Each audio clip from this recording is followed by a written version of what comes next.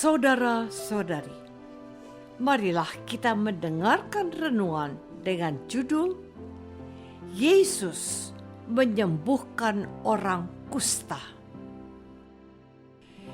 yang berdasarkan pada Injil Matius bab 8 ayat 1 dan 2. Setelah Yesus turun dari bukit, orang banyak berbondong-bondong mengikuti dia. Maka datanglah seorang yang sakit kusta kepada Yesus, lalu sujud menyembah Yesus dan berkata, "Tuan, jika Tuan mau, Tuan dapat mentahirkan aku." Dalam nama Bapa dan Putra dan Roh Kudus. Amin. Saudara-saudari terkasih dalam nama Tuhan Yesus Kristus. Injil Matius bab 5 sampai bab 7 berisi khotbah Yesus di bukit. Sesudah Yesus menyelesaikan khotbah, Yesus turun dari bukit. Banyak orang datang mengikuti Yesus. Yesus pun melanjutkan karya pelayanannya di Kapernaum. Pengajaran Yesus ternyata memikat banyak orang untuk datang kepadanya. Ini adalah salah satu ciri pelayanan Yesus di Galilea. Dan dalam bacaan Injil Matius pada hari ini menuliskan bahwa setelah Yesus turun dari bukit, orang banyak berbondong-bondong mengikuti dia. Maka datanglah seorang yang sakit kusta kepada Yesus, lalu sujud menyembah Yesus dan berkata, "Tuan, jika Tuan mau, Tuan dapat mentahirkan aku." Lalu Yesus mengulurkan tangannya, menjamah orang itu dan berkata, "Aku mau, jadilah engkau tahir." Seketika itu juga tahirlah orang itu daripada kustanya. Lalu Yesus berkata kepadanya, "Ingatlah, jangan engkau memberitahukan hal ini kepada siapapun, tetapi pergilah, perlihatkanlah dirimu kepada imam dan persembahkanlah persembahan yang diperintahkan Musa sebagai bukti bagi mereka." Saudara-saudari terkasih, pada waktu berkhotbah di bukit, Yesus tampil sebagai seorang pengajar yang mengajar dengan penuh kuasa. Hal ini memberi perbedaan antara Yesus dengan para pengajar Yahudi. Mereka mengajar tanpa kuasa yang menyertai pewartaan mereka.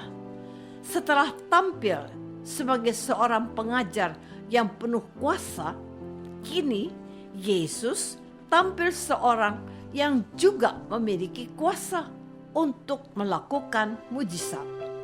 Dengan melakukan mujizat, Yesus menampilkan kuasa Allah yang dia miliki.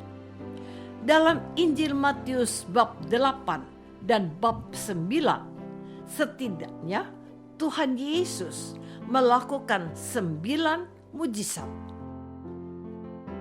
Rinciannya adalah dalam bab 8 terdapat 5 mujizat, yakni menyembuhkan seorang yang sakit kusta, menyembuhkan hamba seorang perwira di Kapernaum, menyembuhkan ibu mertua Petrus dan orang-orang lain. Angin ribut diredakan dan 2 orang yang kerasukan disembuhkan. Sementara dalam bab 9 terdapat 4 mujizat. Rincian keempat mujizat dalam bab 9 adalah orang lumpuh disembuhkan, anak kepala rumah ibadat perempuan yang sakit pendarahan, Yesus menyembuhkan mata 2 orang buta, seorang bisu disembuhkan. Saudara-saudari terkasih, kisah Yesus menyembuhkan seorang yang sakit kusta adalah salah satu dari 9 mujizat yang dilakukan oleh Yesus dan tercatat secara rapi dalam Injil Matius bab 8 dan bab 9. Dan kalau kita memperhatikan, ke-9 mujizat dalam bagian ini dibuat oleh Yesus dengan bersabda. Sebelumnya, di akhir bab 7 sekaligus menutup bagian khotbah Yesus di bukit, dikatakan bahwa setelah Yesus mengakhiri perkataan ini, takjublah orang banyak itu mendengar pengajarannya, sebab Yesus mengajar mereka sebagai orang yang berkuasa, tidak seperti ahli-ahli Taurat mereka. Artinya, dalam hal mengajar, Tuhan Yesus sudah memberikan kesan yang sangat mendalam kepada para pendengarnya. Orang-orang Israel pun yang telah mendengar pengajaran Yesus mampu merasakan perbedaan yang sangat besar antara apa yang Yesus ajarkan dengan apa yang diajarkan oleh orang Farisi dan ahli Taurat. Oleh karena itu, ketika Yesus turun dari bukit, orang-orang berbondong-bondong mengikuti Yesus. Di sini terlihat ada daya tarik yang begitu kuat dari pribadi Yesus. Orang-orang itu tidak memandang latar belakang Yesus. Saudara-saudari terkasih, mereka yang datang kepada Yesus bukan hanya orang sehat, tetapi juga orang sakit.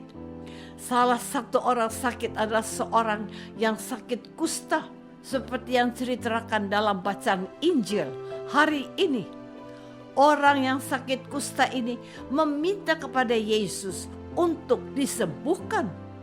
Menderita kusta berarti menderita sakit dalam segala dimensinya.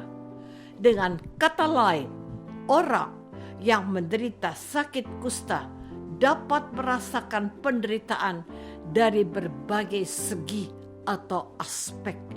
Pertama, aspek fisik atau tubuh. Orang yang sakit kusta pasti menderita secara fisik. Orang yang sakit kusta akan terlihat dari kulit yang bersisik-sisik. Penyakit ini tak terobatkan. Di kalangan orang Ibrani, penyakit ini dianggap najis dan berbahaya karena dapat menular. Oleh sebab itu, orang yang sakit kusta harus diasingkan dari masyarakat. Karena harus diasingkan atau dipisahkan dari keluarga dan masyarakat, maka orang kusta akan penderitaan yang kedua, yakni secara sosial.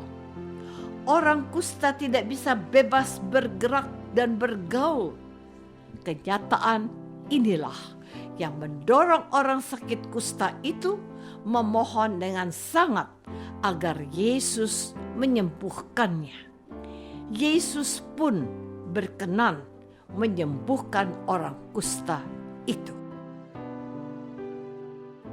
Apakah selama ini kita benar-benar percaya kepada Yesus bahwa Ia dapat menyembuhkan segala sakit dan penyakit yang kita derita? Marilah kita berdoa. Tuhan Yesus Kristus, Engkau maha baik dan penuh belas kasih kepada kami. Oleh karena kebaikan dan belas kasih-Mu, Engkau berkenan menyembuhkan orang yang sakit kusta.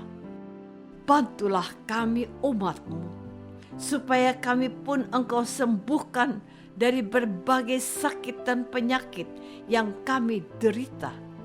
Doa ini kami persembahkan dalam nama Yesus, Tuhan dan pengantara kami. Amin. Semoga kita semua selalu dinaungi dan dibimbing oleh berkat Allah yang Maha Kuasa. Dalam nama Bapa dan Putra dan Roh Kudus. Amin.